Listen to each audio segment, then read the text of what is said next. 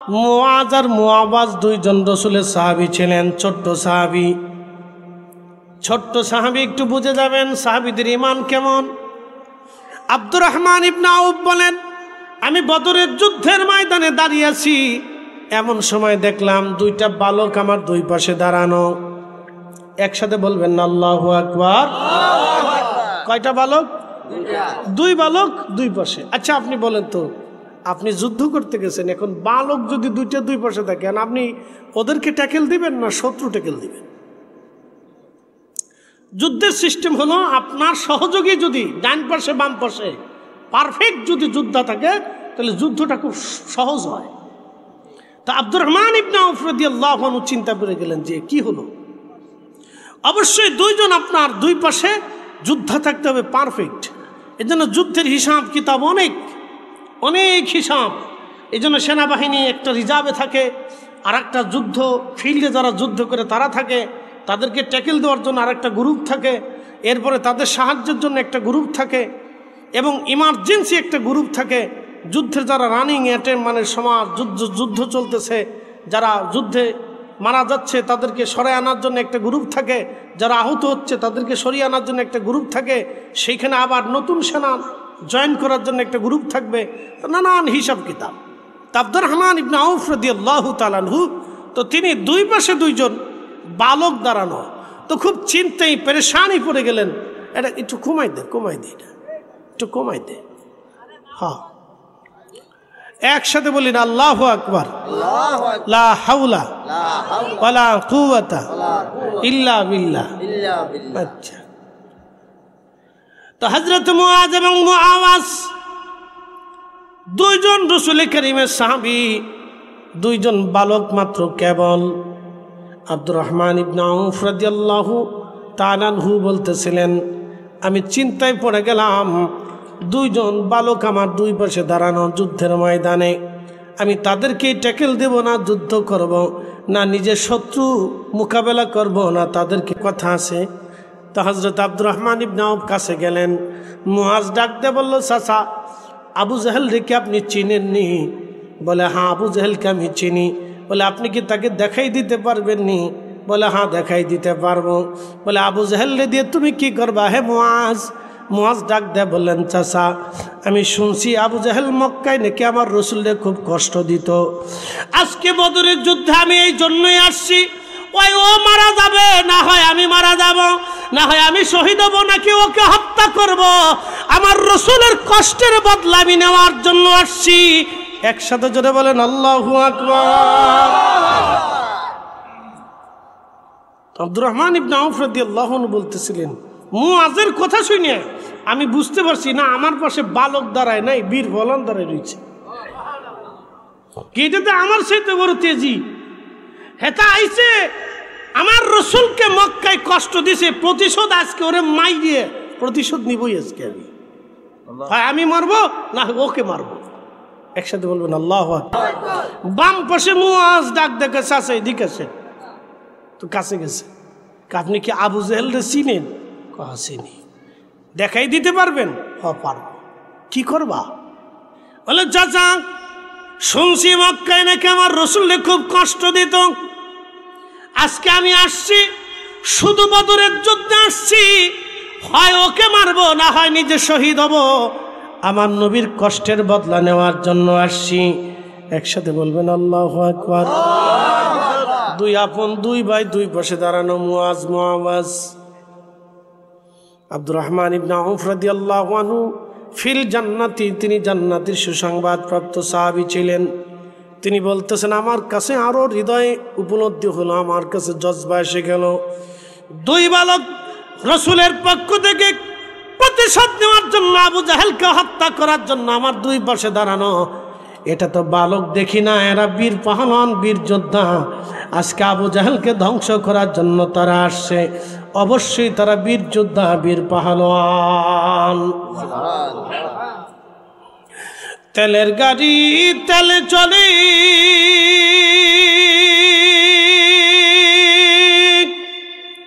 হাওয়ার গাড়ি হাওয়ায় উড়ে, বিনা তেলে চালাই গাড়ি নবী সুলাইমান,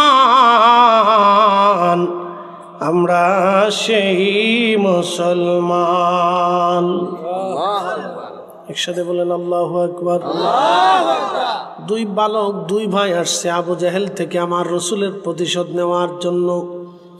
আমার রসুলের পক্ষ থেকে তারা প্রতিশোধ নেবে। আজকে আবু জেহেলকে রক্ষা নেই, ওকে পাইলে আমরা দুই ভাই আজকে তাকে হত্যা করব। ঠিক আব্দুর রহমান ইবনে আউফ বলেন, যুদ্ধ শুরু হয়ে গেল।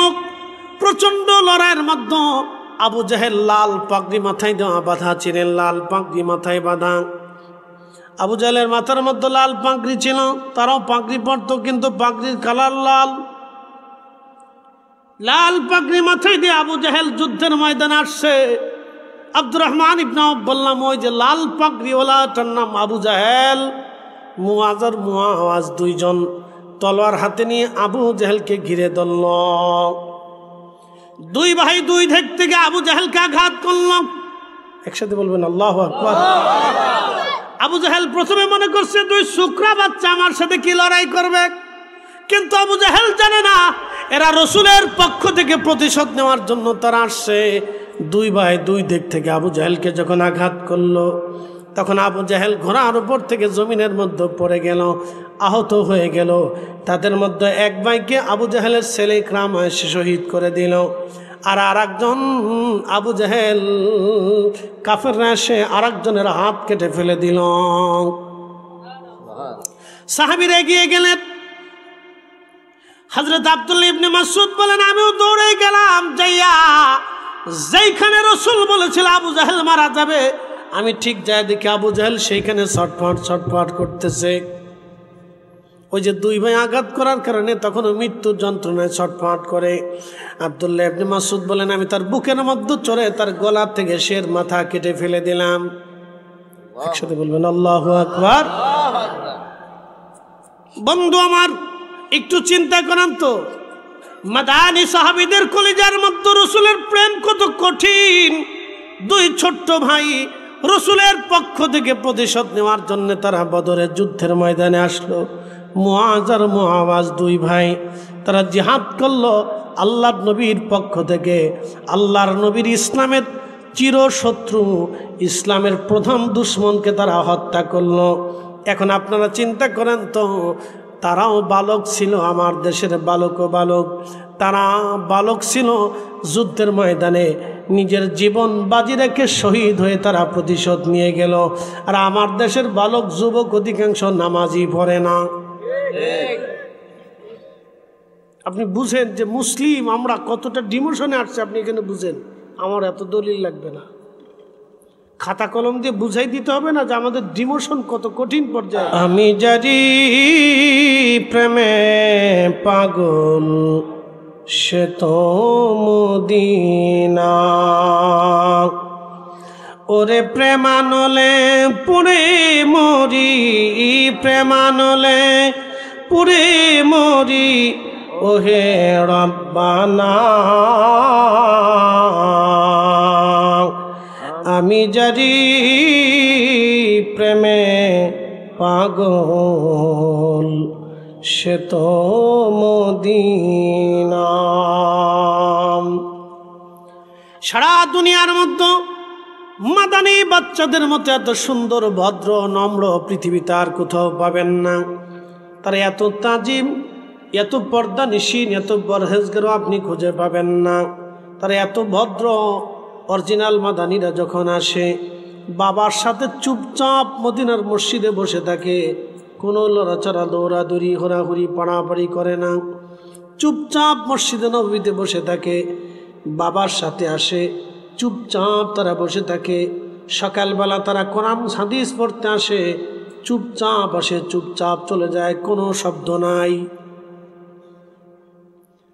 আমাদের বাচ্চারা মসজিদে গেলে হইচই করে, লাফালাফি পাড়াপাড়ি, জানলায় ঝুলে, দরজায় ঝুলে, মনে হয় মসজিদ ভেঙে ফেলাইতেছে। কিন্তু মদিনার বাচ্চাদেরকে আপনি পাবেন না, দৌড়ও তারা দেয় না, মসজিদে নববীর ভিতরে তারা দৌড়ায় না, চুপচাপ আদবের সাথে হেঁটে হেঁটে হেঁটে হেঁটে বাড়ি চলে যায়। বাজান, এই জন্য ইশকে রসুল, তাজিম রসুল দলিল দেওয়া হয় না। এটা কলিজার ভিতর থেকে আসে। আল্লাহ যাকে দয়া করে তাকে কবুল করে। পৃথিবীর এত জায়গা থাকতে আল্লাহ কেন মদিনায় নবীরে পাঠাইলা বলেন? পৃথিবীর এত জায়গা থাকতে রাসূলকে আল্লাহ মদিনায় কেন পাঠাইবে? এত জায়গা দুনিয়াতে থাকতে হিজরত করার কি আর জায়গা ছিল না? হাফসিতে যেতে পারতো, ইউরোপে আসতে পারতো, তুরস্কে আসতে পারতো, সিরিয়াতে আসতে পারতো, বাইতুল আকসায় আসতে পারতো, প্যালেস্টাইনে আসতে পারতো, জর্দানে যাইতে পারতো, কুয়েতে যেতে পারতো, কাতারে যেতে পারতো, ইরানে আসতে পারতো, ইরাকে আসতে পারতো, ইয়ামান যেতে পারতো। কিন্তু রাসূলকে আল্লাহ কেন মদিনায় পাঠাইবে? এর অর্থ হচ্ছে মদিনার মানুষ সব কিছু দিয়ে রাসূলকে ভালোবাসতো। কথা কোন ঠিক কিনা বেঠে? এর জন্যই আল্লাহ পাঠিয়ে দিয়ে বললেন ওইখানেই চলে যান। এই জন্য রাসূল ভালোবাসা এটা বুলন্দ নসিব লাগে না, দলিল চা আমাদের কাছে। দলিল দিয়ে কি করবেন আপনি? হ্যাঁ, আপনার এত দলিল লাগবে কেন? রাসূল তাজিমের জন্য এত দলিলের কি আছে? দলিল চান আপনি, আপনি দলিল দিয়ে কি করবেন? আল্লাহর জমিনে রাসূলের দুরূদ চলবে, দলিল দিয়ে কি করবেন আপনি? কি কথা কন না কেন? জমিন কার? আল্লাহ। একসাথে বলেন, জমিন কার? আল্লাহ। আমাদের এই মর্যাদা আল্লাহ কার জন্য দিছে? রাসূলের জন্য দিছে। আপনি 1 রাকাত নামাজের 27 রাকাতের সওয়াব জমাতে বললেন, কার কারণে দিলেন? নবীর কারণে। মুসা নবীর উম্মতের তো এই মর্যাদা ছিল না, 1 রাকাতই সওয়াব হতো।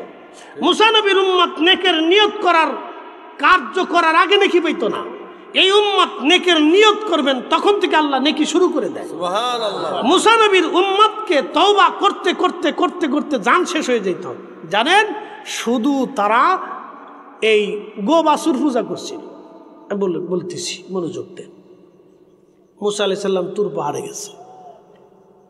তুর পাহাড়ে আল্লাহর সাথে কালাম করার জন্য 40 দিনের জন্য বের হইলেন। একসাথে বলবেন না মারহাবা? মারহাবা। কতদিন? আমাদের তবলিগের ভাইরা 40 দিনের নিয়ত করে যায় না, তারা এই দলিল দেয়। তাদের 40-এর দলিল হলো মুসা আলাইহিস সালাম তুর পাহাড়ে আল্লাহর সাথে কালামের জন্য 40 দিনের নিয়ত করেছিলেন, যেন 40 দিনে একটা বরকত আছে। আমরা অস্বীকার করি না, 40 দিনের একটা বরকত আছে।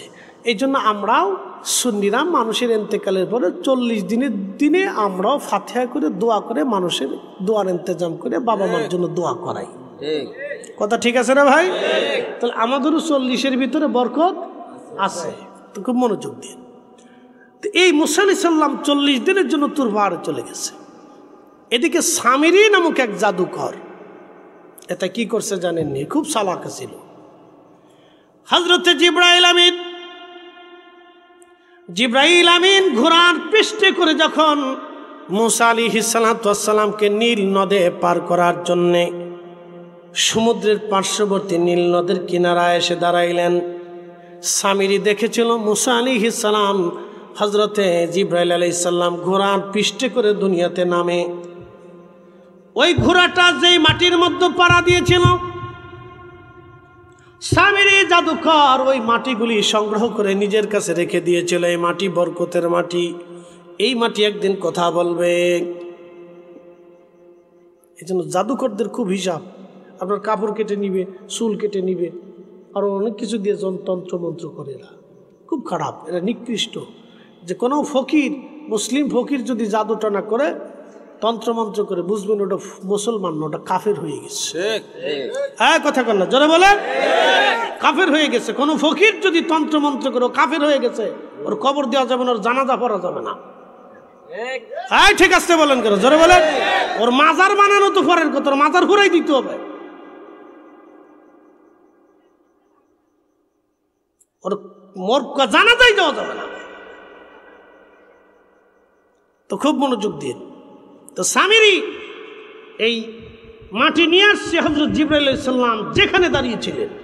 আমি কথা কাটছাট বলি, আমি সুন্নি, আমি হযরতে গাউসে পাকের আকীদায় সুন্নি, আমি মুজাদ্দিদ আল ফাসানি সেরহিন্দের আকীদায় সুন্নি, আমি খাজা বাবা আজমিরির আকীদায় সুন্নি, আমি ওয়াহাবউদ্দিন নকশবন্দ বুখারীর আকীদায় সুন্নি, আমি শাহজালাল ইয়ামানি মুজাররিদের আকীদায় সুন্নি, আমি ইমাম শাফিঈর আকীদায় সুন্নি, আমি হযরত ইমাম আহমদ ইবনে হাম্বলের আকীদায় সুন্নি, আমি হযরতে ইমামুল আযম আবু হানিফার আকীদায় সুন্নি, আমি ইমাম মালিক ইবনে আনাসের আকীদায় সুন্নি, আমি আউলা জাওলা বাউলার আকীদায় সুন্নি না।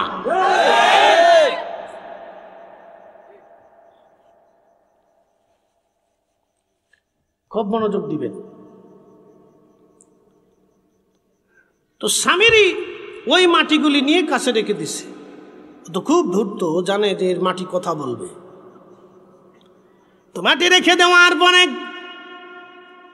মুসা আলাইহিস সালাম চলে গেলেন তিনি তুর পাহাড়ে। এই স্বামীরই চিন্তা করলেন এবারে সুবর্ণ সুযোগ, বনি ইসরাইলকে এইবার ধোঁকা দিতে হবে।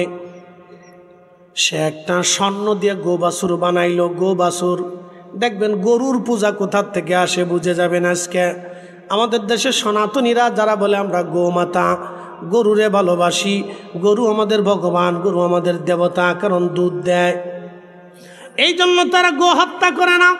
হিন্দুস্তানে ভারতে গরু জবাই করলে মুসলমান পিটায় পিটায় মারে, অথচ তাদের গোমিট বাংলাদেশে একটা আছে বেঙ্গল মিট, অর্থাৎ বাংলাদেশের গরুগুলি জবাই করে গোশত বানাইয়া এটা প্রসেস করে বিদেশে রপ্তানি করা হয়, এটার নাম বেঙ্গল মিট।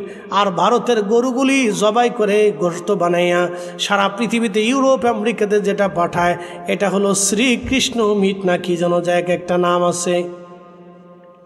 ওরা যখন আমেরিকায় গরু কাইটে কাইটে আমেরিকায় পাচার করে তখন এটা হারাম হয় না, ওদের কাছে এটা খারাপ হয় না, ওদের কাছে এটা অন্যায় হয় না। কিন্তু মুসলমান গরু কুরবানি করলে মুসলমান অন্যায় করে ফেলে। এইগুলি এক প্রকারের জুলুম মুসলমানদের সাথে করা হয়। কথা কন না কেন? ওরা এক প্রকারের জুলুম করে হিন্দুস্তানে মুসলমানদের সাথে। তারা নিজেরা যখন কাটতে কাটতে ইউরোপে পাচার করে তখন এটা আর হারাম হয় না ওনাদের কাছে। আর মুসলমানরা কুরবানি করলে তখন আমরা গোমাতা হত্যা করতেছে, গোমাতা হত্যা করতেছে, ওনার গোমাতা হত্যা হয় তখন। আর এত হাজার হাজার লক্ষ লক্ষ গরু প্রত্যেক বছরে জবাই করে করে কাটতে কাটতে কাটতে কাটতে ইউরোপ আমেরিকা পাচার করে তখন আর গোমাতা হত্যা হয় না। উচিত কথা বললে বলবে যে হুজুর হুজুর না এইসব কি সাম্প্রদায়িকতা ছড়াচ্ছে। আচ্ছা আপনারা বলেন তো, আপনারা সার গাছে কসবাতে কোনো হিন্দুর বাড়ি আক্রমণ করতে পারবেন? কি কথা কেন? কোনো দোকান লুট করতে পারবেন? দিনে পারবেন? আমরা থাকতে করতে দেব? জীবনেও না। এটা হতেই পারে, এটা অন্যায়। আপনি অন্যায়ভাবে হিন্দুর বাড়ি থেকে যদি মাল সামানা নিয়ে চলে আসেন, ওই টাকা দিয়ে যা খাবেন শুয়োরের গোশত আর ওই গরুর গোশত কিনে আনার ভিতরে কোনো তফাৎ হবে না। এটা অন্যায়, আপনি অবৈধভাবে আনছেন এটা। তো খুব মনোযোগ দিয়ে স্বামীরই এই গরুর স্বর্ণ দিয়ে গো বাছুর একটা বানাইছে। লোকেরা বনি ইসরায়েল বলতেছে কি করো? তা বলতেছে দেখবা এটার ভিতর ক্ষুধা আসবে। লা হাওলা ওয়ালা কুওয়াতা ইল্লা বিল্লাহ। কি আসবে? ক্ষুধা আসবে। হযরত মুসা আলাইহিস সালাম তার ছোট ভাই হারুন আলাইহিস সালামকে রেখে গেলেন। স্বামীরই কি করলো? ওই স্বর্ণ নির্মিত গোবাছুরের ভিতরে তিনি ওই যে হযরত জিবরাইল আলাইহিস সালামের পায়ের নিচে, ঘোড়ার পায়ের নিচে যে মাটি ছিল, এই মাটি যখন তিনি গোবাছুরের মধ্যে ঢুকাই দিলেন তখন গোবাছুরটা হাম্বা হাম্বা হাম্বা হাম্বা হাম্বা করে ডাকতে লাগলো। স্বামীর ডাক দেখে, হে বনি ইসরাইল দেখছো এই গোবাছুরের মধ্যে ক্ষুধা আসছে, তোমরা সবাই সেজদা দাও। High high high high high, 70,000 মানুষ সেজদা দিচ্ছে। কত হাজার? আসতে হলো না, জোরে বলেন কত হাজার? 70,000 মানুষ 40 দিন যাইতে পারে নাই। 40 দিনের ভিতরেই 70,000 মানুষ ওই গোবাছুরের সামনে সেজদায় পড়ে গেছে। আরে ভগবান আসছে। শয়তান কিভাবে বিজয় হয় আপনি বুঝবেন। তো খুব মনোযোগ দিন। পৃথিবীতে শিরিক কেমনে আসে দেখেন। শিরক রব কয়জন? আসতে হয়ে গেল না, জোরে বলেন, জোরে জোরে জোরে। আমাদের বয়স কি আমাদের হাতে না আল্লাহর হাতে? শিশুকালে একরকম, বালকার একরকম, কৈশোরে আর একরকম, এই বৃদ্ধকালে একরকম, যৌবনে একরকম। আমি তো নিজের বয়সই ধরে রাখতে পারি না। 40 বছর পার হলে আপনি যত ভালো খাবারই খান, যত এক্সারসাইজ করেন, যত নিয়মতান্ত্রিক চলেন, আপনার জীবনে 25 বছরের জীবন ফিরে পাবেন না। 25 বছরের হৃদয়ের মানসিকতা, 25 বছরের একজন যুবক তার স্ত্রীর সাথে যেইভাবে সময় কাটায়, 40 বছরের একজন লোক তার স্ত্রীর সাথে ওইভাবে সময় কাটাইতে পারে না। আমি নিজে তার প্রমাণ। আপনাকে কি বুঝাবো? আমি নিজেই তো তার প্রমাণ। 40 বছর পার হলে মানুষের মুভমেন্ট, চিন্তা চেতনা ভিন্ন হয়ে যায়। সে আর 25 বছরে কোনোদিনে ফিরে যেতে পারে না, যতই শক্তিশালী হোক ফিরতে পারে না।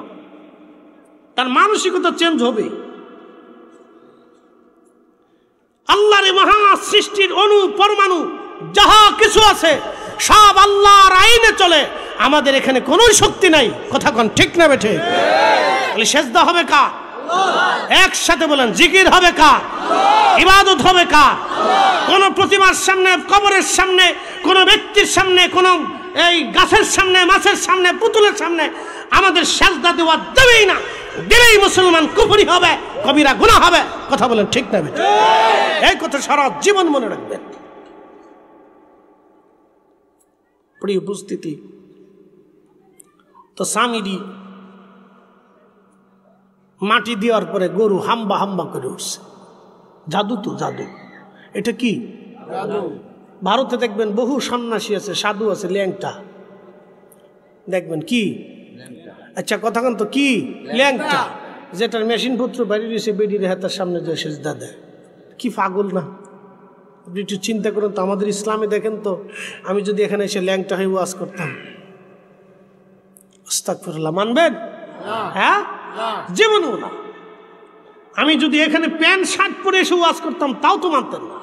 যে হুজুরের সুন্নতের লেবাসই নাই, তো তার ওয়াজ কি শুনবো? কি কথা ঠিক আছে না ভাই? হ্যাঁ, এটা বুঝতে হবে। ইসলাম কত পরিশুদ্ধ এবং বিশুদ্ধ আপনি বুঝেন। হাজরাতে মূসা আলাইহিস সালাম তিনি চলে গেলেন সুদূর তুর পাহাড়ে আল্লাহর সাথে কথা বলার জন্য। সামির এইদিকে কাম সেরে ফেলছে। হযরত হারুন বহু বোঝানোর চেষ্টা করে, বনি ইসরাইল তোমরা সাবধান, এই মূর্তির সামনে, তোমরা এই গোবৎসের সামনে মাথা নত করো না। আল্লাহর নবী মূসা আল্লাহর সাথে কালাম করে আবার ফিরে আসবেন। তখন ওই সামিরি বলল, না মূসা আর আসবে না, আমাদের ক্ষুধা এই গোবাছুরের মধ্যে চলে আসছে। এই কথা বলে সে 70,000 মানুষকে বোকা বানালো। 70,000 মানুষ বেঈমান হইয়া গোবৎসের সামনে মাথা নত করলো, সেজদা দিল, পূজা দিতে লাগলো। মূসা আলাইহিস সালাম ফিরে আসার পরে দেখলেন, হায় হায়, বনি ইসরায়েলের 70,000 মানুষ গোবাছুরের সামনে মাথা নত করে তারা গোবাছুরকে খোদা মনে করে পূজা অর্চনা শুরু করে দিয়েছে। কে করলো? বলে সামিরি। মূসা আলাইহিস সালাম হারুনকে ভর্ৎসনা দিতে লাগলেন, হারুন তুমি করলা কি? হযরত হারুন আলাইহিস সালাম বলেন, আল্লাহর নবী আমি বহু চেষ্টা করেছি, এই জাতি আমার কথা শুনে নাই, তারা সামিরির কথা শুনেছে। হযরতে মূসা আলাইহিস সালাম হযরতে মূসা আলাইহিস সালাম এবার আল্লাহকে ডাক দিলেন, ইয়া রাব আমি কি করব? আল্লাহ বলেন, হে মূসা তুমি বনি ইসরায়েলকে বলো তওবা করার জন্য। যদি তওবা না করে তাহলে আমি রব্বুল আলামিন তাদেরকে ধ্বংস করে দেব।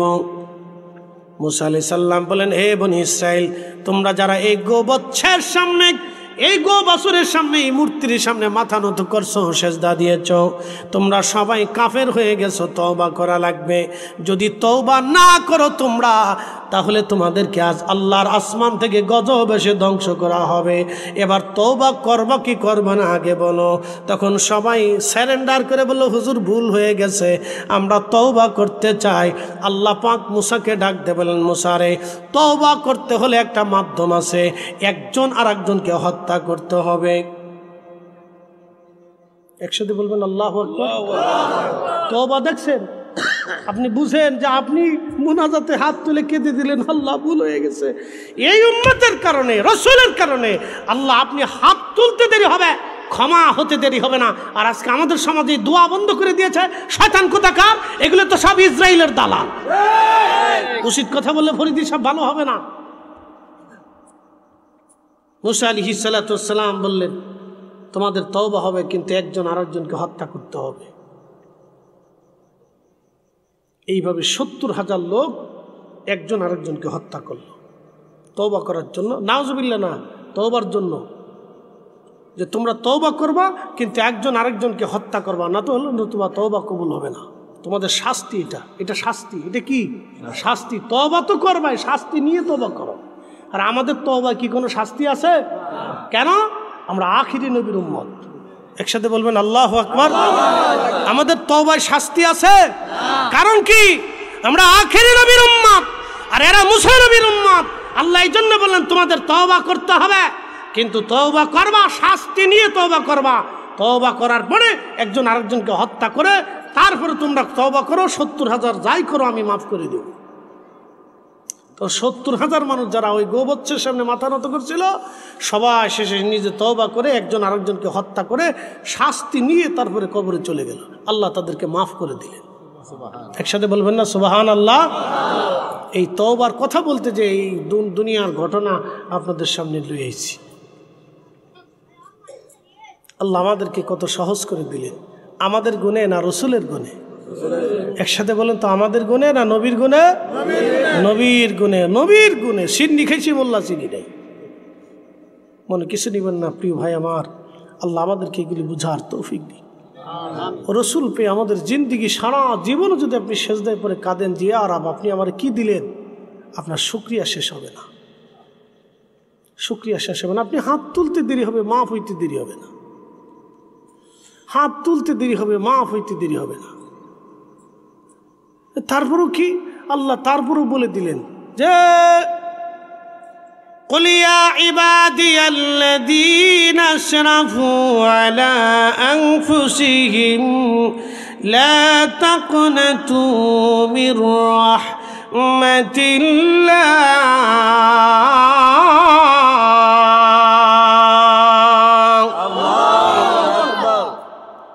হুজুর আপনি বলে দেন, হে আমার বান্দারা, তুমি তোমার নফসের সাথে যত বিরাট গুনাহ করো না কেন, অনেক গুনাহ তুমি করছো, এত পরিমাণে গুনাহ যে গুনার সীমানা তুমি জানো না। বান্দারে, লা তাকনাতু মির রাহমাতিল্লাহ, আমার রহমত থেকে নিরাশ হইও না, নিরাশ হইও না, নিরাশ হইও না, নিরাশ হইও না। শুধু এই উম্মতের জন্য আমার আল্লাহ বলে দিলেন নিরাশ হইও না। ইন্নাল্লাহ, নিশ্চয় আমি আল্লাহ। আল্লাহ ওয়াদা করলেন অবশ্যই আমি আল্লাহ, নিশ্চয় আমি আল্লাহ, নিশ্চয় আমি আল্লাহ। ইন্নাল্লাহা ইয়াগফিরুয যুনুবা জামিআ, তোমার জীবনের যত গুনাহ হোক না কেন আমি রব্বুল আলামিন তোমাদের জীবনের সব গুনাহগুলি আমি আল্লাহ মাফ করে দেব। একবার জোরে বলা যাবে কি আল্লাহু আকবার। কখনো তোমাকে যদি ভুলি, হেদায়েতের আলো জেলে নিয় কাছে তুলি, ঠাই দিও প্রিয়তম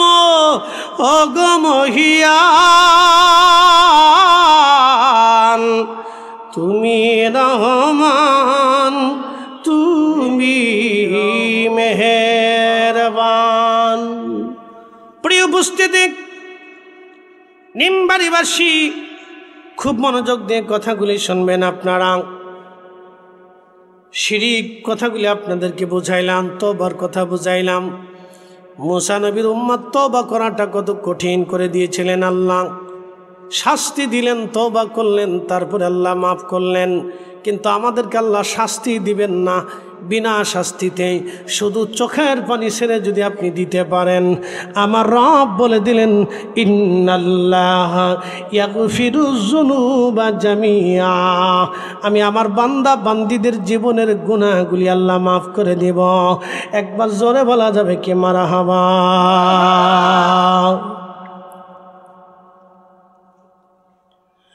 নিমবাড়িবাসী, কসবাবাসী মনোযোগ দিবেন। মুআয আর মুআওয়াজ দুইজনের কথা বলছিলাম, মাদানী মাদানী মাদানী, দুইজন রসুলের বালক সাহাবী। সেই দিন যুদ্ধের ময়দানে বদরে একজন শহীদ হয়ে গেল। একটা ভাই সেই দিন শহীদ হয়ে গেল আবু জাহেলকে হত্যা করতে যাইয়া। আব্দুল্লাহ ইবনে মাসউদ বললেন, নবীজি যেখানে আঙ্গুল দিয়ে দিয়ে দেখাই দিয়েছিলেন কালকে এখানে আবু জাহেল মারা যাবে, উতবা শাইবা মুগিরা আবু লাহাব মারা যাবে, এই উতবা শাইবা মুগিরা মারা যাবে। আল্লাহর নবী ঠিক সেইখানে দেখিয়ে দেওয়ার পর আব্দুল্লাহ ইবনে মাসউদ বললেন, আমি কালকে ওইখানে তাদের মরা লাশ দেখেছি। বন্ধু, মানুষ কোথায় কোন জায়গা মারা যাবে আল্লাহ রাব্বুল আলামিন নির্বাচন করে দেন। আপনি কোথায় মারা যাবেন এটা নির্ধারিত হয়ে গেছে। আপনি যেই দিন মায়ের রেহেমে আপনার রুহটা আল্লাহ ফুঁকিয়ে দিয়েছিলেন, ওই দিনে আল্লাহ নির্ধারিত করে দিলেন। অতএব এখান থেকে ফিরে আসার মতো আর কোনো রাস্তা আপনার নাই। আপনি যতই পালান পালাইতে পারবেন না। নিমবাড়িবাসী যেহেতু পালাইতে পারবেন না, সেহেতু দুনিয়ার এই সমস্ত জঞ্জাল নিয়ে ঝামেলা করে কোনো লাভ নাই। বলে দিয়ে যাই, আপনাদের সামনে যিনি ওয়াজ করেন, পৃথিবীতে ৪৫ বছর আগে আমার কোনো অস্তিত্ব ছিল না। ৪৫ বছর আগে পৃথিবীতে আমার কোনো অস্তিত্ব ছিল না। আবার বাকি ৪৫ বছর পরে পৃথিবীতে আমার হয়তো কোনো অস্তিত্ব থাকবে না। ৪৫ বছর আগে আমি মা নাই, বাবা নাই, কেউ নাই। আমি কোথায় ছিলাম কেউ জানে না। এখন আপনাদের সামনে পরিচয় হয়ে গেল, হুজুর ভালো ওয়াজ করে। কত বক্তা কবরে চলে যাওয়ার পরে তাদের কথা মানুষ ভুলে গেছে, তাদের কথা মানুষ স্মরণে নেয় না, মনে নেয় না, ভুলে গেছে। আপনাদের সামনে আসি এই জন্য আপনাদের কথা মনে থাকবে। কে বক্তা অমুক হুজুর আসেনি, বাঁচা করে আসে, হুজুর দাওয়াত দাও। Out of sight out of mind. মানুষ চোখের আড়াল হলে মনের আড়াল হয়ে যায়। বৈরবী সাপ চোখের আড়াল হয়ে গেল, মনের আড়াল হয়ে গেল। বহু বক্তা বাংলাদেশের চোখের আড়াল, মনের আড়াল হয়ে গেল। যাদের নাম শুনে শুনে হাজার হাজার মানুষ ওয়াজ শোনার জন্য আসতো, তারা চোখের আড়াল হয়ে গেল, মনের আড়াল হয়ে গেল। কিন্তু এই জমিনে যত ওলি আল ছিলেন কবরে ঘুমিয়ে গেছেন, তারা চোখের আড়াল হয়েছে, মনের আড়াল হয় নাই। কথা কন না কেন? চোখের আড়াল হয়েছে, মনের আড়াল কে করে নাই? একসাথে বলেন, কে করে নাই? কেন করে নাই? যে আল্লাহকে উনি খুশি করে রাজি করে তারপরে কবরে গেছে। এই জন্য ওনার চোখের আড়াল হয়েছে, মাগার মনের আড়াল আল্লাহ করে দেয় নাই।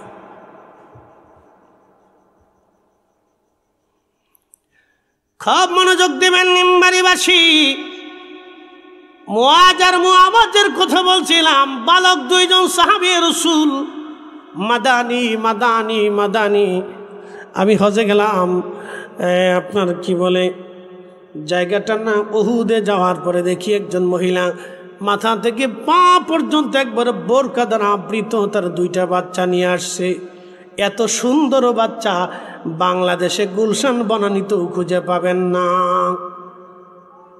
এত সুন্দর ফুটফুটে চমৎকার ভাই বোন দুইজনে খেলতেছে, আর এরকম বক্সের ভিতরে করে ঠিক সেম এরকম একটা বক্স, এই বক্সে করে খেজুর নিয়ে সবাইকে খেজুর খাওয়াচ্ছে। কি হাজি আল্লাহ হাজিদেরকে খাওয়াচ্ছে।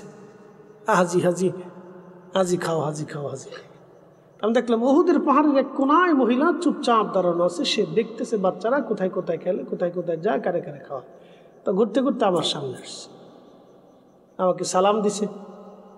সালাম দেওয়ার পর আমি বলছি নেন। সালামের জবাব দিয়ে বললেন একটা মাদানি নাম। বলল তুমি কি মাদানি? হ্যাঁ। তখন আমি খাইলাম, তার একটা চুমা দিলাম। 2 ভাই বোন একসাথে আসছে। এত সুন্দর বাচ্চা আমার চোখে আজও পর্যন্ত পড়ে নেই। এত সুন্দর নিখুঁতভাবে আল্লাহ সৃষ্টি করছে তাদেরকে, আর এত ভদ্র, খুব ধীর স্থিরতার সাথে মানুষকে খাওয়াচ্ছে, স্থিরতার সাথে সবাইকে খাওয়াচ্ছে। আপনি তাদের আচরণ ব্যবহার দেখলে মুগ্ধ হবেন। কারণ কি জানেন? আল্লাহ রসুল ওই জমিনের মাটির ভিতরে ঘুমানোর কারণে আল্লাহ তাদের এত পরিমাণে বরকত দিছে, এলেমে হেলেমে, আচরণে, চরিত্রে। আন্দা গান্দা পসা আসিকি ফাসিকি নাপাকি সারাবি খারাবি সারা পৃথিবীতে ছড়িয়ে গেলেও কোনোদিনও মদিনা ঢুকতে পারবে না। একসাথে করবেন আল্লাহু আকবার। সারা পৃথিবী ছড়িয়ে গেলেও কোনোদিনও মদিনার ভিতরে ঢুকতে পারবে না। রসুল বলে দিয়েছেন আমার মদিনার হাউদের ভিতরে আমি নিষিদ্ধ করে দিয়েছি, কিয়ামত পর্যন্ত আল্লাহ জমিনকে স্রেফ রাখবে, এমনকি দাজ্জাল পর্যন্ত জমিনে ঢুকতে পারবে না, ফেরেশতারা চারপাশ দিয়ে পাহারা দিতে থাকবে। প্রিয় উপস্থিতি, মনোযোগ দিয়ে কথাগুলি শুনবেন। আমি মূল্যবান কথাগুলি বলার চেষ্টা করি সব সময়, তাতে কারো ভালো লাগলেও লাগবে, না লাগলেও না লাগবে, পছন্দ হলেও হবে, না হলেও হবে। আমি সব সময় সব কথাগুলি সাচ্চা সাচ্চা পরিষ্কার করার কথা বলার চেষ্টা করি। আল্লাহ এলেম দিয়েছেন, হেলেম দিয়েছেন, বুদ্ধি দিয়েছেন, আকল দিয়েছেন, সুস্থতা দিয়েছেন, কণ্ঠ দিয়েছেন রব্বুল আলামিন। এই চেয়ারে আসনে আল্লাহ আমাকে বসিয়েছেন। আল্লাহ আমার চাইতে বড় বড় আলেমের দুনিয়াতে আছে। আল্লাহ সবাই হয়তো এই চেয়ারে বসান নাই, কিন্তু আমাকে বসিয়েছেন। অবশ্যই কিয়ামতের ময়দানে জবানের হক আদায় করতে হবে। আল্লাহ যদি জিজ্ঞেস করেন আমি কি বলেছি, কি করেছি, তাহলে উত্তর দেব কি, জবাব হবে কি? এই একটা চিন্তা, যত আরাম তত ব্যারাম, যত আরাম তত ব্যারাম, যত আরাম তত ব্যারাম। আল্লাহ গরু, খাসি, দুম্বা, উটকে জাহান্নামে দেবে না, আল্লাহ মানুষকে জাহান্নামে দিবে। বলে কারণ কি? এই মানুষকে আল্লাহ আরাম দিয়েছেন, আবার ব্যারাম দিবেন। এই মানুষ সুখ দিয়েছেন, মানুষের সুখের জন্য তামাম মাখলুক আল্লাহ সৃষ্টি করেছেন। কিন্তু এই মানুষ যখন আল্লাহর আনুগত্য করবে, তখন আমার আল্লাহ তাকে শ্রেষ্ঠত্ব দিবেন। আর যখন মানুষ আল্লাহর আনুগত্য থেকে মুখ ফেরাইয়া শয়তানের আনুগত্য করবে, তখনই আমার রব, আমার আল্লাহ তাকে আজীবন আবাদুন আবাদা, চিরস্থায়ী আমার আল্লাহ তাকে শাস্তি দিবেন। ফি নারি জাহান্নামা খালিদিনা ফিহা, চিরদিন থেকে জাহান্নামে দিবেন। নবী বললেন আমার উম্মত তোমাদেরকে যদি কেটে কেটে কেটে কেটে কেটে কেটে কেটে টুকরা টুকরা করা হয়, তারপরেও তোমরা শিরিক করবে না। কেটে কেটে কেটে কেটে টুকরা টুকরা করা হয়, তারপরেও তোমরা শিরিক করবে না। শিরিক করবে না, আল্লাহর সাথে অংশীদারিত্ব করবে না, শিরিক করবে না, শিরিক করবে না। কেটে কেটে টুকরা টুকরা যদি করা হয়, তুমি শিরিক করবা না, শিরিক করবা না, শিরিক করবা না। কারণ শিরিক করে যদি কবরে চলে যাও, ফি নারি জাহান্নামা খালিদিনা ফিহা, তুমি চিরদিন জাহান্নামে থাকবা। জাহান্নাম থেকে আর বের হওয়ার কোনো রাস্তা তোমার নাই। ভারতে দেখবেন মাঝে মধ্যে মুসলমানদেরকে ধরে নিয়ে হিন্দুরা পিটায় আর বলে বল জয় শ্রীরাম, বল জয় শ্রীরাম। মুসলমান জীবন বাঁচানোর জন্য বলে হ্যাঁ জয় শ্রীরাম। জীবন বাঁচানোর জন্য বহু মুসলমান বলে জয় শ্রীরাম। পাকিস্তানি মিলিটারি বাঙালিরে বলল, বাঙালি তুমি হিন্দু না মুসলমান? বলে মুসলমান। তো কালমা বাতা, লা ইলাহা ইল্লা আনতা সুবহানাকা ইন্নী কুনতু মিনাজ জালিমিন। বলি এ বাঙালি তো জঞ্জালি হে, কালমা নেহি তো মুসিবত কে দোয়া হে। স্যার আমি বিপদে পড়ে কালমা বুলে ফেলাইছি। আমরা এটা মুসলমান, সুদের টাকা পাইলে হুশ পাই না, বুঝেন না? ঘুষের টাকা পাইলে আর চোখে দেখি না। বাপরে বাপ, কি খুশি হয়, হে পাইছি রে। হালাল হারাম বাসি না আমরা, এটা মুসলমান। অজু ছাড়া যেমন নামাজ হয় না, হালাল খাদ্য ব্যতীত ইবাদত কবুল হয় না। সুজা উজাজ নিয়ে চলে যায়। আমি 3.5 ঘন্টার ওয়াজ এক কথায় শেষ করে দিছি। অজু ছাড়া নামাজ হয় না, হালাল খাবার ব্যতীত ইবাদত কবুল হয় না। এবার যদ্দূর পড়েন সুদ খান, ঘুষ খান, হারাম খান, হকাম খান, খান খাইতে থাকেন, জীবনে কোনোদিন কোনো ইবাদত, সেজদা, নামাজ, রোজা, জিকির ফিকির কিচ্ছু কবুল হবে না। এই জন্য হালাল খাবার খাইয়া যদি 5 ওয়াক্তের জায়গায় 1 ওয়াক্ত পড়েন তাও কবুল হওয়ার সম্ভাবনা থাকবে। কিন্তু হারাম খাইয়া 5 ওয়াক্তের জায়গা আপনি তাহাজ্জুদ পড়লেও কাজ হবে না। কথা ক্লিয়ার, কাট যান, রেজাল্টটা জাল নেই, একবারে ক্লিয়ার। আচ্ছা আপনারা কি মনে করেন আমি নামাজে দাঁড়াইছি, বিরাট বড় খতিব, তো আমার মসজিদ তো অনেক মুসল্লি, 4-5 হাজার মুসল্লি। তা ধরেন আমি নামাজে দাঁড়াইছি, তো নামাজে দাঁড়ানোর সময় আমি অজু ছাড়াই গেছি, নামাজ হইব? অজু ছাড়া নামাজ হইব? তা আপনি চিন্তা করলেন ফরিদি হুজুর ওয়াজ করছে, খুব ঢকালা ওয়াজ, খুব মজা লাগছে, আজকে আর রাত্রে নামাজ ছাড়তাম না। তো দাঁড়াইছেন, আপনার জুব্বা ঢকালা, পাগড়ি ঢকালা, তা আমার মতো সুন্দর একটা পাগড়ি দেখে বানলে যে হুজুরি পাগড়িটা ভালা, এরকম একটা বান্ধি। তো বাইন্দে সেন্দে অতর টতর লাগে, জুব্বা ঢকালা একটা গাই দিয়ে, কোটিমুটি গাই দিয়ে, খুব সুন্দর একটা যায় নামাজ মসজিদে বিছাই দিয়ে, মোজা টুজা পুইরে, আতর গোলাপ লাগে, সারা রাত্র নামাজ পড়ছেন, কিন্তু অজু নাই। কথা কথা গেল, কাজ হইব? তা আপনি ঢোক মতো সারা বছর নামাজ পড়ছেন, ইবাদত করছেন, কিন্তু খাইছেন সুদ।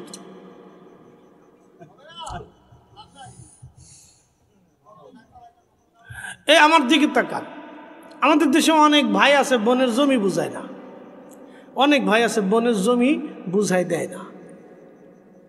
অনেক চাচা আছে যে আপন ভাতিজা ভাতিজি এতিম হয়ে গেছে, ভাই মরে গেছে, আর জমি দেয় না, বুঝাই দেয় না। আছে না ভাই? আছে। যদি এই মজলিসে কেউ থেকে থাকেন বা এই গ্রামে কেউ থেকে থাকেন, আল্লাহর রাস্তায় পাটে পায়ে হাতটা ধরে বলতেছি, বাবা বাবাজি আমার, ভাই আমার, আপনাকে বলি একটা কথা, আজকে বলি, হাসরের ময়দানে কি আমাদের দাঁড়াইতে হবে না? কবরে কি যাওয়া লাগবে না? তো চোখের সামনে কত মানুষ কবরে গেছে, 1 ইঞ্চি জমি নিয়ে যায় নাই, তা আমি কেন তাদের হক প্রাপ্য জিনিস বুঝিয়ে দেব না? বলেন তো, বলুন। আপনাকে ইনসাফের দৃষ্টিকে বিবেকের উপর ছেড়ে দিলাম। বলুন, আপনাকে মৃত্যু তো হতেই হবে। কুল ইন্নাল মাউতাল্লাযী তাফিরুনা মিনহু ফাইন্নাহু মুলাকীকুম। কোরআন বলতেছে, হে হাবিব, বন্ধু বলে দেন, ও মৃত্যু থেকে যতই পালাক, মৃত্যু তার সাথে মুলাকাত করবে। সুম্মা তুরাদ্দুনা ইলা আলিমিল গায়ব ওয়াশ শাহাদা, আমার কাছে সে ফিরে আসবে। ফায়ুনাব্বিউকুম বিমা কুনতুম তা'মালুন, তার জীবনের সমস্ত কৃতকর্মগুলো আমি সেই দিন দেখিয়ে দেব। আকাশ ভেঙে যাবে, পৃথিবী পুড়ে যাবে, সাগর শুকিয়ে যাবে, লা তাবদীলা কালিমাতিল্লাহ, আল্লাহর কালামের কোনো পরিবর্তন হবে না। তাহলে আমি কেন আমার প্রাপ্য জিনিস বুঝিয়ে দেব না? বলি, এটা মানুষ অনেক সময় বুঝে না। আমার প্রিয় ভাই, আমার শয়তানের প্ররোচনায় করে যদি ভুল হয়ে থাকে, তো তাদেরকে ডাক দিয়ে বুঝাই দিয়ে বলবেন, ভাই মাফ করে দিস। এটার জন্য কেন মামলা হামলা, সালিশ বিচারক, পুলিশ, আদালত, এগুলোর দরকারটা কি?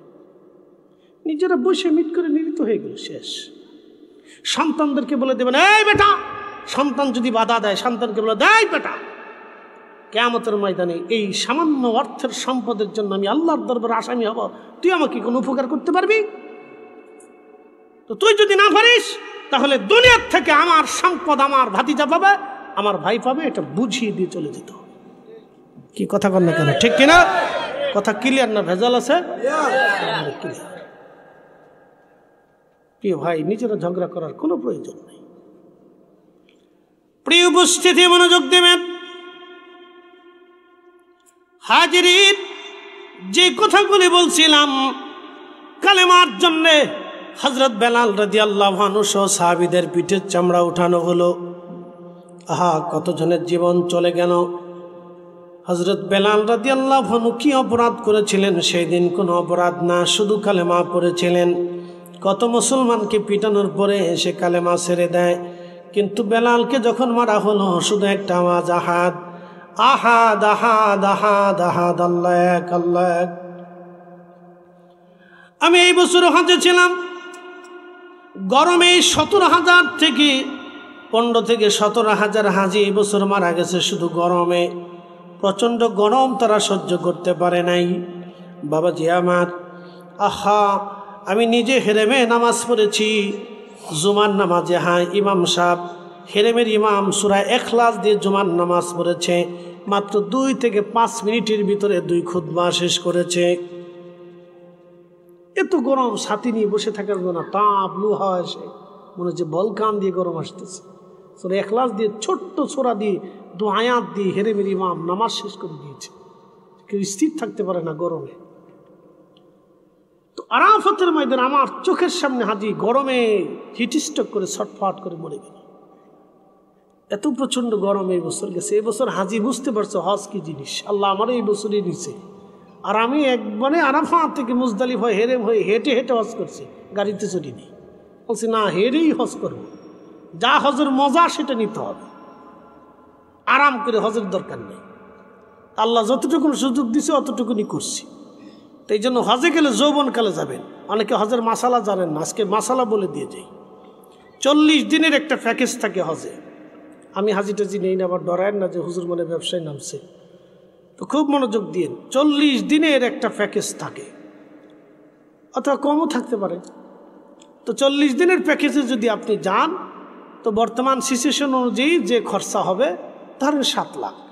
7 লাখ টাকা খরচা বাদ দিয়ে আপনার বাড়িতে ওই 40 দিন পর্যন্ত আপনার সন্তান সন্ততির খাবার দাবার ভরণ পোষণ রেখে ঋণ মুক্ত হয়ে আপনি যদি মক্কায় হেরেমে হজ করে ফিরে আসা পর্যন্ত এরকম অর্থ পরিমাণ থাকে, তাহলে আপনার উপর হজ ফরজ। কতজনের হজ ফরজ আছে হিসেব করেন? হজ করে না, বুড়াকালে যান, বুড়াকালে যান কাজ করে একজনকে ওই যারা হজ করে, ভাই আমার পাথরটা আপনি একটু বাড়াই দিই, আমার পাথরটা আপনি একটু বাড়াই দিই, সুইল চেয়ারে ঠেলার লাগে, গাড়িতে ধাক্কার লাগে। অনেক না, যৌবনকালে হজ করতে হয়, বৃদ্ধকালে হজ করবে।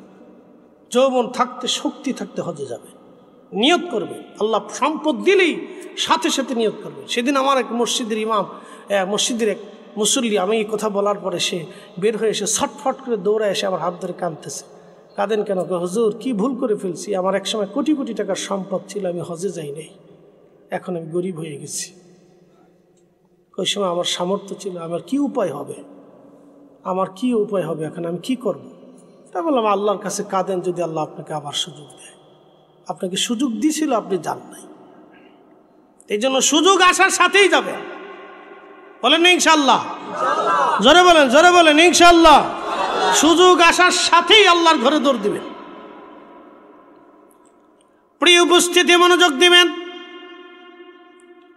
প্রচন্ড গরমে এলো হাওয়ায় হযরত বেলালকে ধরে নিয়ে মরুভূমির মধ্যে হাত পা গুলি বেঁধে বেলালের বুকের উপরে পাথর চাপা দিয়ে রাখা হতো। প্রচন্ড গরমে বেলাল ছটফট করতেন আর আহাদ আহাদ আহাদ আহাদ বলে আল্লাহ জিকির করতেন, আল্লাহ এক, আল্লাহ এক, আল্লাহ এক। আপনি বুঝতেই পারতেছেন কত কঠিন ইমানের অধিকারী তিনি। আল্লাহ এক, আল্লাহ এক, আল্লাহ এক, আল্লাহ এক, আল্লাহ এক, কত কঠিন ইমানের অধিকারী তিনি। উহুদ পাহাড়ের মতো শক্ত ইমান মাসের পর মাস মারতে মারতে মারতে মারতে বেলাল রাদিয়াল্লাহু আনহুর পিঠের চামড়া উঠে গেল, ঘা হয়ে গেল, কলতানি পড়ত, রক্ত পড়ত, গোশত পচে গেল। আহা, তাকে ওষুধ দেওয়া হতো না, ওষুধ খাওয়ানো হতো না। এইভাবে মারতে মারতে বহুদিন পার হয়ে গেল, খাবার বন্ধ, পানি বন্ধ, ক্লান্ত শ্রান্ত। হযরত বেলাল বললেন, মনিব আমাকে একবারে জানে মেরে ফেলে দেন। মনিব বলল, বেলাল তুই যদি কালেমা সারিস তোকে ছেড়ে দেওয়া হবে, আর যদি কালেমা না সারিস তোকে তিলে তিলে মারবো। হঠাৎ করে মারবো না, তিলে তিলে শাস্তি দিয়ে তোকে মারা হবে। হযরত বেলাল রাদিয়াল্লাহু আনহু দীর্ঘদিন এইভাবে শাস্তি ভোগ করলেন, কিন্তু কাফেররা তার জবান থেকে কালেমা কেড়ে নিতে পারে নাই। এত কঠিন হৃদয়ের অধিকারী ছিলেন, ইসলামের জন্য এত শক্ত হৃদয়ের অধিকারী ছিলেন কালেমার জন্যে। আমাদের ওই রকম কালেমার জন্যে শক্ত হৃদয়ের অধিকারী হতে হবে। রসুলের ইশকে মুআজ এবং মুআজ যেমন আবু জাহেলকে হত্যা করার জন্য কঠিন হৃদয়ের অধিকারী হইয়া ও বদরের যুদ্ধের ময়দানে শহীদ হওয়ার বাসনা নিয়ে এসেছিল, ও নিমবাড়িবাসী কসবার মুসলমান, রসুলের তাজিম ইশকে আমাদেরকে মুআজ এবং মুআজের মতো শক্ত হতে হবে। কথা কন না কেন? ওইরকম দৃঢ় হতে হবে, পাহাড়ের মতো মজবুত, মুআজ এবং মুআজের মতো। রসুলের ইশকে যে আজকে ওকে হত্যা করবই, আমার রসুলকে কষ্ট দিয়েছে, প্রতিশোধ আমি নিবই। চিন্তা করেন তাদের ইমান কত দৃঢ় ছিল, যেন রসুল বলতেন আল্লাহ আল্লাহ ফি আসহাবি, আল্লাহ আল্লাহ ফি আসহাবি। উম্মত, আল্লাহকে ভয় করো আমার সাহাবীদের ব্যাপারে। লা তাত্তাখিযুহুম গারাদাম মিন বাদি, আমার ইন্তেকালের পরে আমার কোনো সাহাবীর সমালোচনা করবে না, ত্রুটি বের করবে না, খাতা বের করবে না, দোষ ত্রুটি অন্বেষণ করবে না, মন্দ বলবে না। ফামান আহাব্বাহুম ফাবিহুব্বি আহাব্বাহুম ওয়া মান আবগাদাহুম ফাবিবুগদি আবগাদাহুম। আর আমার উম্মত শুনে রাখো, তাদেরকে ভালোবাসলে আমি আল্লাহকে ভালোবাসা হবে, আমার রসুলকে আমি রসুলকে ভালোবাসা হবে। তাদেরকে কষ্ট দিলে মূলত আমি রসুলকেই কষ্ট দেওয়া হবে। এই জন্য সাহাবীরা শ্রেষ্ঠ ছিল, তাদের সমালোচনা করা যাবে না। তাদের কোনো বিষয়ে ত্রুটি হইলেও ওই ত্রুটি উত্থাপন করা যাবে, এই অধিকার আল্লাহ আমাদেরকে দেয়নি। প্রিয় উপস্থিতি, চারটে জিনিস মায়ের রেহেমের ভিতরে আমার আল্লাহ পাক লিখে দেন। যখন আমাদের রুহটাকে মায়ের রেহেমে আল্লাহ পাঠান, চারটে জিনিস আমার আল্লাহ লিখে দেন। এক নম্বরে হায়াত, কতদিন আপনি পৃথিবীতে বাঁচবেন আমার আল্লাহ সেটা লিখে দেয়। কুরআন আল্লাহ বলেন, ওমা তাদরি নাফসুম বিআইয়ি আরদিন তামুত।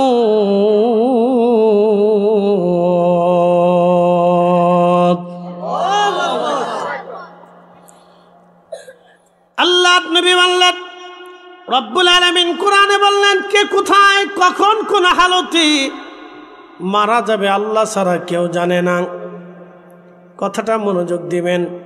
সহিহ বুখারীর কিতাবুল মাগাজির মধ্যে এসেছে, হযরতে আব্দুল্লাহ ইবনে মাসউদ রাদিয়াল্লাহু আনহু বলেন, বদরের যুদ্ধের ময়দান শুরু হবে, তার আগের দিন আমি রাত্রিবেলা আল্লাহর নবীর সঙ্গে বদরের যুদ্ধের ময়দান পরিদর্শন করতেছিলাম। কালকে কোন জায়গা যুদ্ধ হবে,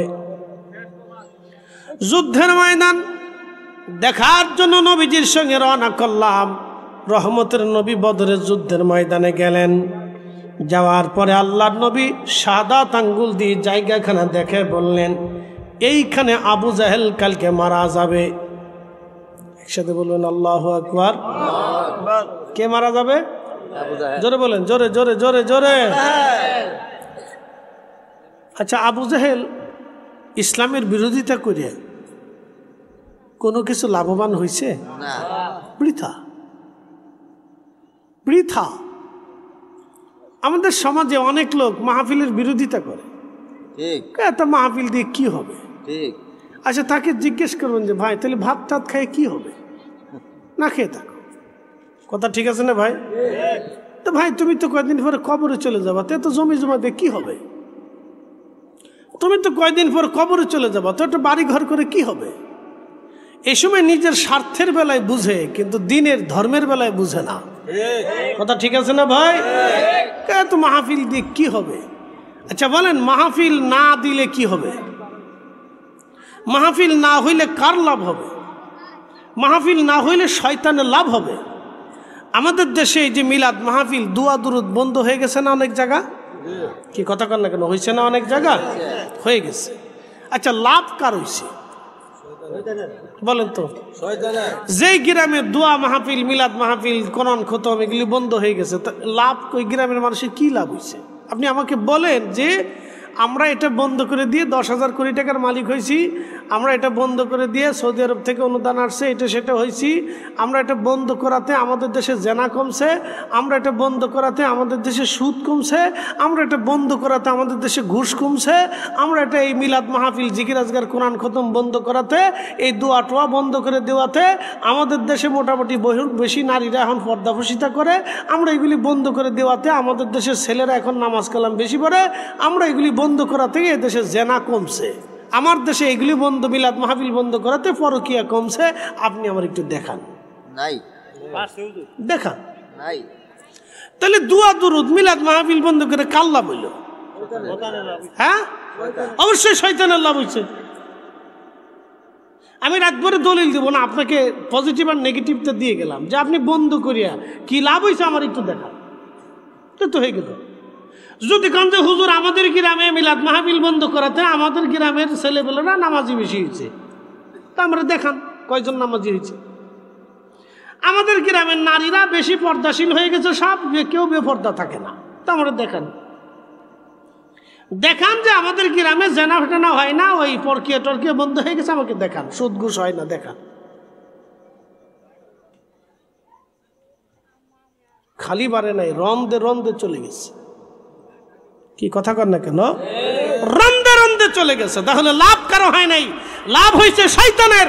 এই জন্য প্রত্যেক মুসলমানের ঘরে ঘরে আল্লাহর কোরআন, রসুলের দুরূদ চালু রাখা উচিত। কথা বলেন ঠিক না বেটে? মনোযোগ দিবেন। আল্লাহর নবী সহিহ বুখারীতে হযরত আব্দুল্লাহ ইবনে মাসউদ বললেন, আমি নবীজির সঙ্গে, নবী বললেন হাত দিয়ে, এইখানে আবু জাহেল কালকে মারা যাবে, এইখানে উতবা মারা যাবে, এইখানে সাইবা মারা যাবে, এইখানে মুগিরা মারা যাবে।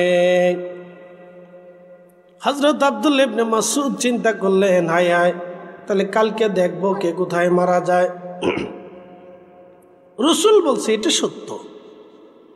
নবী বললেন কালকে আবু জাহেল এখানে মারা যাবে, উতবা মারা যাবে, সাইবা মারা যাবে, মুগিরা মারা যাবে, এইভাবে মারা যাবে। জায়গা নির্বাচন করে দিলেন। এখন বলেন রাসূল যখন জায়গা নির্বাচন করছে আর উপায় আছে? একসাথে বলেন উপায় আছে? এটা রব্বে কারীমের দরবারে বাজেট হয়ে গেছে, আর উপায় নেই।